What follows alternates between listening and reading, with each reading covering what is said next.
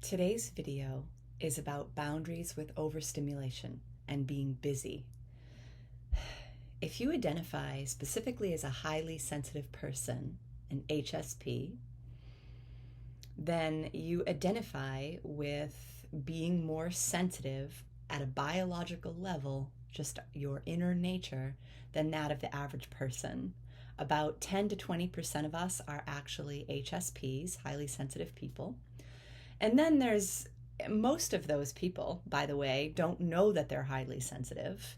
And there's any of us that relate to being sensitive, an empath, a deep feeler, a thinker, spiritually inclined. So you've probably heard me go through my umbrella term before of who I identify as sensitives.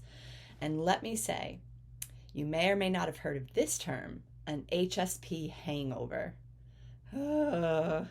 An HSP hangover is when we've had too much stimulation and we need a period of recovery.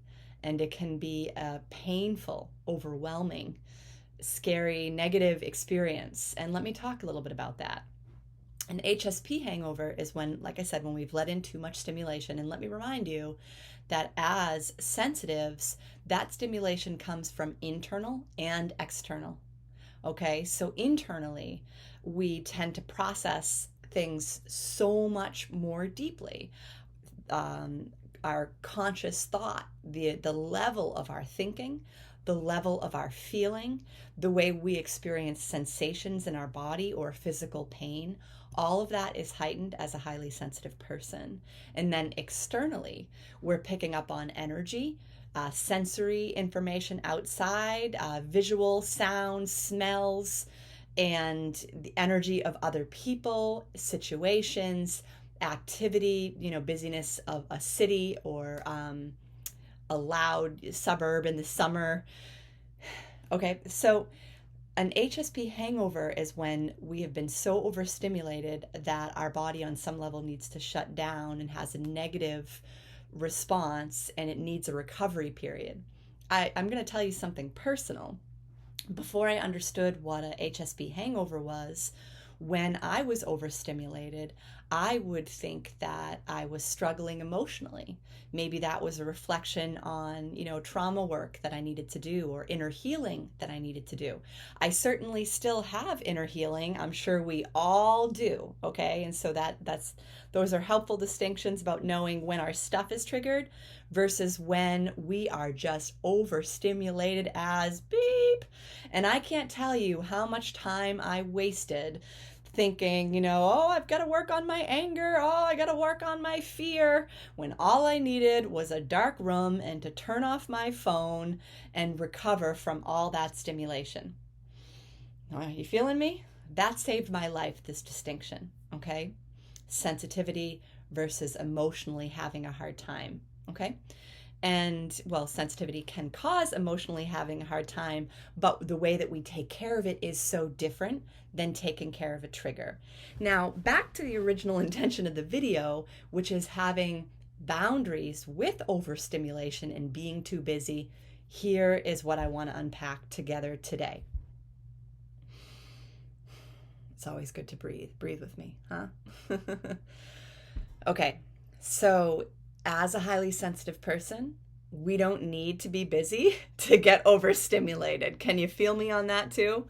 Even if we're processing a big decision, maybe we had a fight with somebody or we're worried about somebody, we can get overstimulated just by how much is going on internally, how hot it is outside, how loud it is.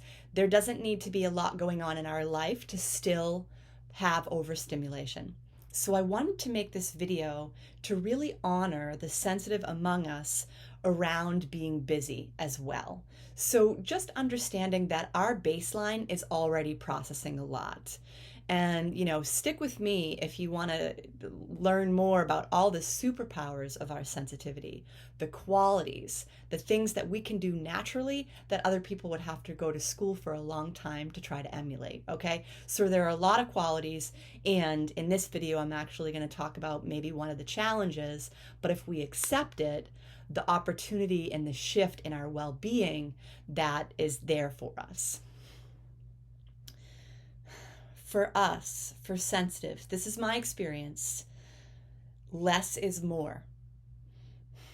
And using our society or our culture or our best friends' standard in how busy is normal or healthy or what somebody should be able to do in a day, those kinds of beliefs can be really damaging for the sensitive among us, okay? Because we just talked about baseline, how overstimulated life can be, even just on a very, very gentle day, on a complete day off.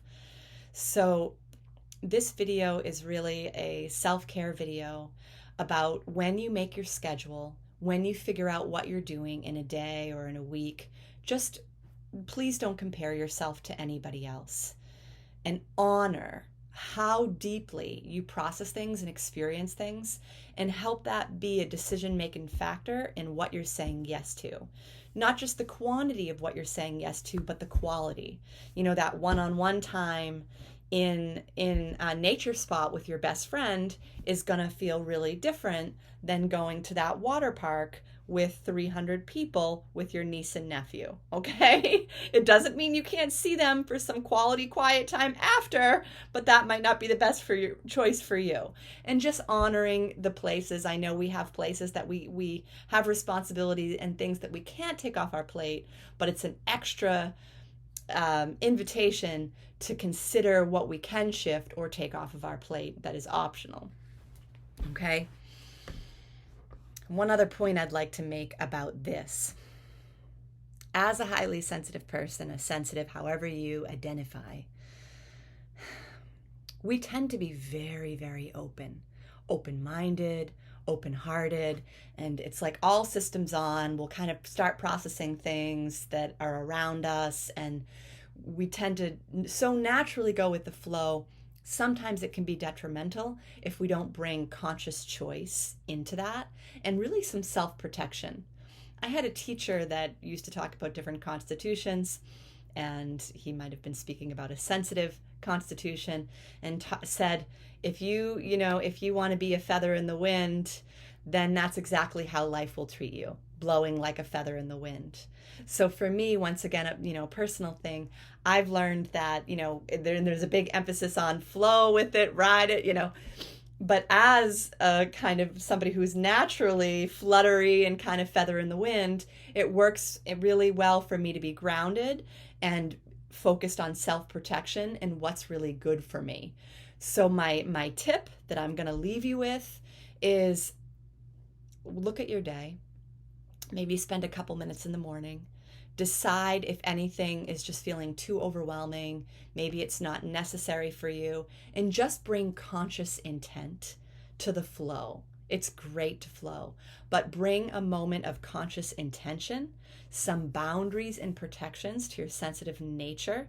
If you can identify with the part of maybe you'd kind of flutter off into various things that are happening, and then at the end of the day, be feeling an HSP hangover. So I'm with you in this. I am not interested in having any more. I know some will just happen, but any HSP hangovers that I can prevent, I'm really looking forward to doing that and supporting you in doing the same. One other quick thing I want to say before I leave.